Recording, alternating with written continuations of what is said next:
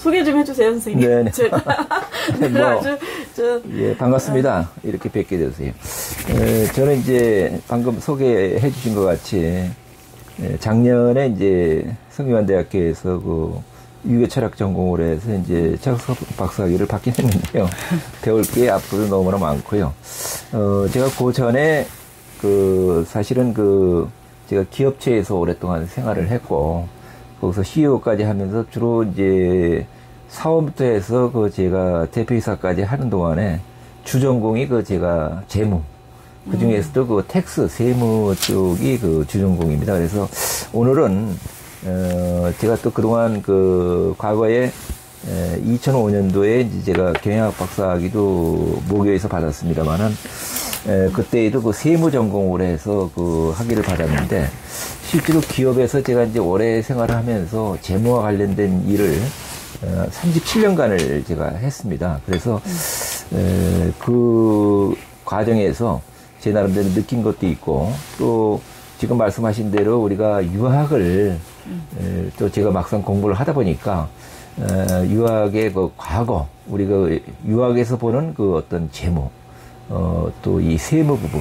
이런 부분, 돈에 관련된 부분, 이런 부분들을 옛날 소년들은 조금 좀 좋게 말씀드리면은 초월한 그런 경지에 계신 네. 걸로 많이 좀 생각을 하셨고, 또 한편으로 보면 그것이 현실이고 실상인데, 그래서 그런 부분들의 중요성이나 이런 부분들을 또 많이 인식하신 분들도 계시고 그래서, 오늘은 좀 유학과 어떤 재무, 유학을 하신 분들이 재무 부분에 대한 개인 부분을 위주로 해서, 제가 여기 앞으로 얘기하는 것 중에는 다른 데에서 강의할 때에는 이제 기업을 중심으로 한 부분, 또 개인으로 볼 때에는 어떤 분야가 재무를 전공으로 했을 때에 갈 수 있는 길인지, 뭐 이런 것도 제가 학교 같은 데에서는 강의를 합니다만, 여기는 이제 그런 자리가 아니고, 네. 일반 유학을 전공하신 분들이, 적게는 자기 자신의 앞으로 입대까지 이후에, 앞으로 향후에, 재무 관리를 어떻게 해야 될 거냐 하는 그런 부분들도 한번 좀 같이 생각해 보는 자리가 됐으면 좋겠고요. 또, 단순히 재무 돈 관리나 그런 것들을 떠나서 내가 또 재산, 이 부분을 어떻게 하면은 내 후손들한테 또 세금을 좀 가급적이면 네. 덜 물면서 법의 테두리 범위 내에서 합법하게, 그다음에 또 좋은 방법으로 이렇게 내 자녀들에게 물려줄 수 있는지, 뭐 이런 것도 같이 한번 보고, 제가 논문이 작년에 쓸 때에 조선시대의 조세제도와 유학정신, 이런 제목으로 썼습니다. 그래서 그런 것도 약간 좀 조선시대에는 과연 유학을 하신 분들이 어떤 생각을 갖고 이 세금 부분, 특히 재무 부분에 있어서 생각을 하셨는지, 그거는 임금인 입장에서 보는 견해하고, 또 실제로 그 밑에 백성들이 느끼는 견해하고가 서로 좀 다를 수가 있습니다. 그래서 그런 부분들 위주로 해서 잠깐 얘기를 좀 드리는 걸로, 그렇게 해서 가급적이면은 좀 쉽게 말씀을 드리도록 네. 그렇게 하겠습니다. 네. 네, 부탁드리겠습니다. 네. 그러면 간략하게 제가 우선 먼저 좀 말씀을 드리겠습니다. 제목이 거창하게 21세기 재무 설계란 이런 식으로 되어 있습니다만은, 오늘날 살아가는 우리에게 꼭 유학을 전공을 하시지 않은 분이라 하더라도 한 개인을 볼 때에 적게는 자기가 지금 벌고 돈을 현역에 계셔가지고 돈을 버시는 입장에서 볼 때에는 내가 버는 돈을 어떻게 유용하게 잘 관리를 할 거냐. 그래서 돈을 관리한다는 거, 재무 관리되는 거는 결국은 쉽게 말씀드리면은 돈 관리, 또 한편으로 보면 재산 관리, 뭐 이렇게 풀어서 우리가 많이들 얘기할 수 있습니다. 그래서 그런 부분들을 한번 먼저 짚어보고요. 그 다음에 이제 지금까지 그러면은 또 어느 정도 이제 사회 경험도 하시고 그래서 지금 은퇴하셔가지고 나름대로의 생활을, 경제 생활을 하실 때에 이때까지 벌어놓으신 재산이나 돈을 어떻게 과연 그러면 유효하게 관리하고 그 부분을 또 적절하게 내가 좋아하는 사람들에게 나눠줄 수 있느냐, 뭐 이런 부분들도 우리 다 같이 한번 유학을 공부하신 분들 한번 고민해 볼 필요도 있지 않나 이런 생각을 합니다. 그래서 그 부분을 한번 좀 말씀 올리겠습니다. 저 소개는, 저는 아까도 말씀 올렸지만은 원래 그 삼성그룹에 입사해가지고 신세계 SD그룹에서 사원부터 해가지고 CEO까지 이렇게 했고요. 제 나름대로 이제 여러 가지 그 회계학 전공을 해서 그 특히 텍스 부분을 경영학에서 했고, 최근에는 그 철학, 유교 철학 전공을 해서 이제 철학을 했고요. 지금 현재 성대 경영대에서 그 회계학을 그 겸임교수로 가르치고 있습니다. 예. 그래서 이제 첫 번째는요, 우리 다 같이 한번 보는 게, 왜 그러면 재무설계, 돈에 관련되는 설계를 모든 개인들이 할 필요가 있는지, 아까도 말씀 올렸지만은, 이 돈 설계라고 쉽게 말씀드리면은, 이 필요성은, 우리가 본인이 하고 싶은 일이 많을 겁니다. 그래서 그 하고 싶은 일을 하는 데에 지금 현재 돈이 필수적으로 따르게 되죠. 예를 들면은 여러분들이 유학을 공부를 하시겠다. 앞으로 새로운 분야 쪽을 더 연구를 하시겠다 그랬을 때에, 그럴 때에 최소한의 또 돈은 필요하실 겁니다. 그럼 마찬가지로 또 행복한 노후 설계를 위해서도 돈이 필요합니다. 그래서 우리가 아주 이렇게 연구하기 좋게, 공부하기 좋은 그런 그 서재를 갖고 계시고, 또 그렇게 공부를 하실 수 있다면은 또 최소한의 어떤 돈이 필요할 겁니다. 그래서 결국은 재무 설계의 필요성은 내가 하고 싶은 일을 제대로 할 수 있는 한에 밑거름이 될 수 있기 때문에 필요하다. 이렇게 뭐 간단하게 말씀을 드릴 수 있고요. 뭐 이 관련되는 여러 가지 그 영상이 있는데 그거는 생략을 하기로 했습니다. 여기서 보면 행복한 미래 설계를 위해서 돈 관리가 필요하다. 이런 얘기가 결론적으로 되겠습니다. 그래서 이제 이런 부분은요, 우리가 이제 여기 이렇게 같이 한번 관심을 갖고 얘기 나누는 분들은 대개 이제 사회 경험을 많이 하신 분들이기 때문에 그렇지만은 우리 그 젊은 그 층들을 제가 강의할 때에는 젊어서부터 어려서부터 용돈부터 해가지고 절약하는 습관을 길러야만이 돈이라는 게 조금이라도 시드머니가 모여줄 수가 있으니까. 근데 이제 여기 이제 사회생활을 다 하신 분들은 이 과정은 어차피 뭐 다 지났기 때문에 문제는 이제 돈을 어떻게 모으느냐보다는 앞으로 내가 적든 많든 가지고 있는 돈을 어떻게 유용하게 내가 꼭 필요한 부분에 효율적으로 잘 배분을 해서 사용을 할 것이냐, 그게 더 중요할 것 같습니다. 그래서 이제 뭐 여기는 재무 설계를 어떻게 해야 되냐 하는 거는 뭐 여기는 뭐 여러 가지 금융기관을 이용해서 해야 된다, 뭐 그래서 그런 부분들을 했고요.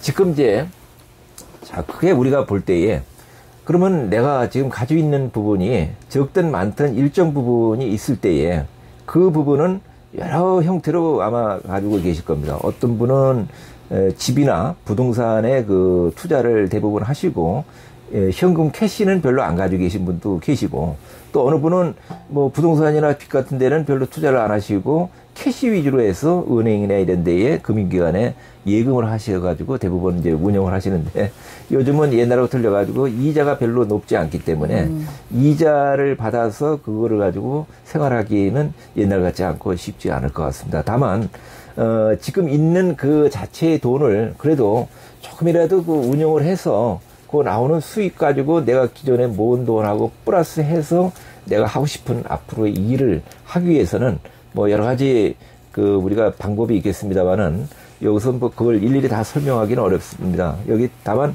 원금이 보장 안 되는 주식이나 펀드, 비트코인 뭐 이런 거에 투자할 때는 상당히 이제 조심을 하셔야 되고요. 많은 분들이 이때까지 우리 한국에서는 부동산의 그 불패가 있기 때문에 집이나 뭐 아파트나 아니면은 여타 그 기타 부동산을 사면은 그동안 이제 많은 그 수익을 올렸다 이렇게 해서 하는데, 제가 볼 때에는 제가 지금 6학년입니다만은 6학년 때 이상의 분들 기준으로 얘기한다면은 지금은 이런 그 좀 불확실한, 설령 그 부분이 미래에 돈이 많이 남는다 하더라도 불확실한 부분에 그 투자를 하셔서 현금 유동성을 줄이는 것보다는 저는 333 원칙이 좀 좋지 않을까 생각을 합니다. 제가 가지고 있는 재산이 예를 들어서 100이라고 한다면은 거기에 해당되는 3분의 1은 항상 내가 현금 유동화할 수 있는 부분.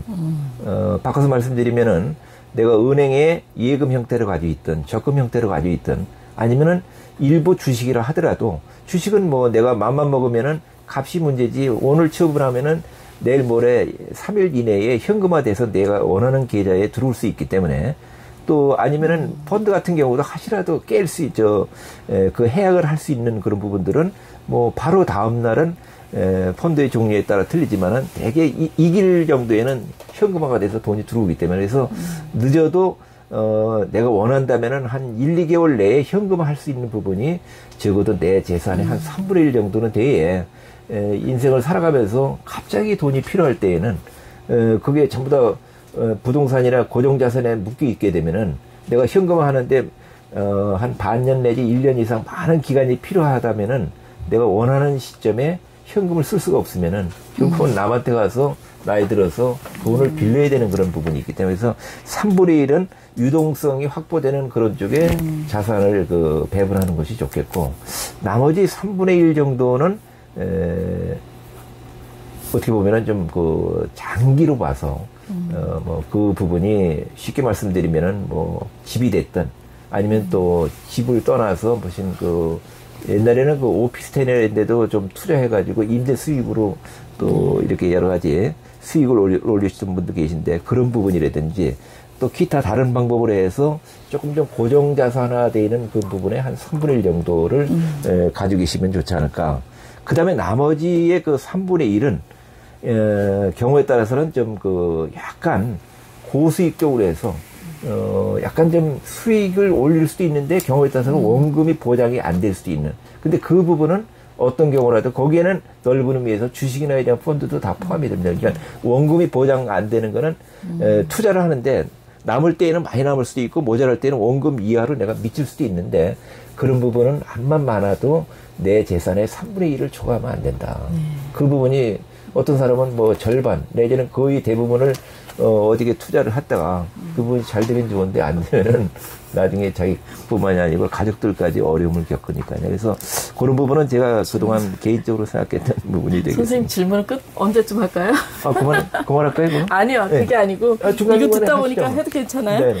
요즘에 영끌이라 해서 네네. 20대 애들이 20대, 30대 애들이 정말 자기가 가지고 있는 거를 다 끌어모아서 부동산을 사거든요. 지금 듣다 보니까 생각이 났어요. 이런 경우는 어떻게 지금 뭐라고 해줘야 되나요? 지금 아이들한테. 그건 여러 각도에서 접근을 해서 얘기를 할 수가 있는데요. 제 경우에는 제가 생각하는 부분은 젊었을 때에 지금 현재 주로 이제 아파트나 뭐 이런 주택을 젊은 층들이 자꾸 값이 올라가니까 자기가 끌어모을 수 있는 여러의 대출부터 시작해서 돈을 전부 다 한 대 끌어모아가지고 투자를 하는 건데 저는 그런 부분은 오히려 자기가 여러 주택을 산다든지 이런 거는 좀 곤란하지만은 어차피 주택값이 많이 오르든 적게 오르든 주택 한 채는 필요하니까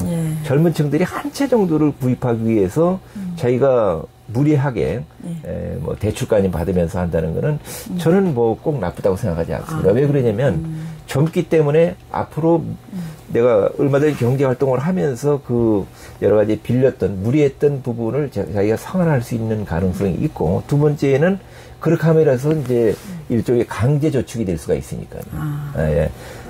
그래서 그런 부분을 하는데 단지 아까 말씀드린 대로 그게 한 채가 아니고 나는 두 채 이상의 부동산에 투자를 하겠다는 거는 그거는 단순하게 내 거주 목적을 위한 재산 확보가 아니라 일종의 투자 목적, 그거를 좀 더 지나면은 투기까지도 갈 수 있는 그런 부분이기 때문에 그거는 좀 구분을 해서 말씀을 드리는 게 좋을 것 같습니다. 네네. 아이고, 감사합니다. 저희 요즘에 걱정이 많았어요. 너무 애들이 이게 되나 막 걱정했거든요. 요즘에 젊은 아이들 투자처를 지금 말씀하신 대로 막 주식이나 어디다 해야 되나. 지금 불안한가 봐요. 아이들이. 맞습니다. 많이 불안하죠. 왜냐면 제가 이제 실제로 대학교의 대학생들 상대로 이렇게 강의를 하다 보면은, 특히 이제 그런 부분들에 관심이 많은데요.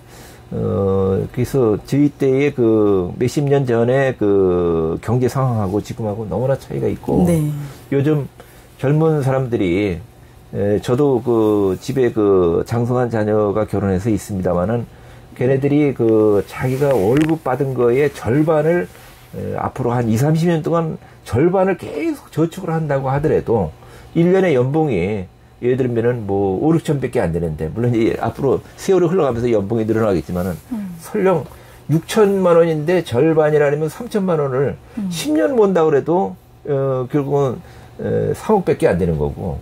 그래서 20년 만에 6억인데 지금 대한민국의 서울에 평균 아파트 값이 9억이 넘었다는데요. 그런 계산을 하면은 30년을 내 봉급의 절반을 모으는 걸로 해서 30년을 모아도 지금 9억이 될까 말까. 그때 그동안에 30년 동안 서울의 아파트 값이 안 오른다고 전제했을 때 그나마 30년을 모아야 되는데, 그거는 계산적으로 너무 너무 긴 시간이고 불가능한 거 아니냐. 그러니까 그런 젊은이들의 고충을 볼 때에는 좀 지금 조금 좀 무리하더라도, 다만 그 무리한 수준이 일반적으로 옛날 그전에는 한 20, 30년 전에는 집을 살 때에는 절반 이상은 부채를 안고 사지 마라. 절반은 내 돈이고 나머지 절반을 무리를 해야 된다 그랬는데, 요즘은 조금 시대가 바뀌어가지고 제가 볼 때에는 꼭 정설은 아니겠습니다만은 3분의 2까지는 무리를 하고 3분의 1은 내 돈을 가지면은 가능하지 않을까, 그런 생각도 듭니다.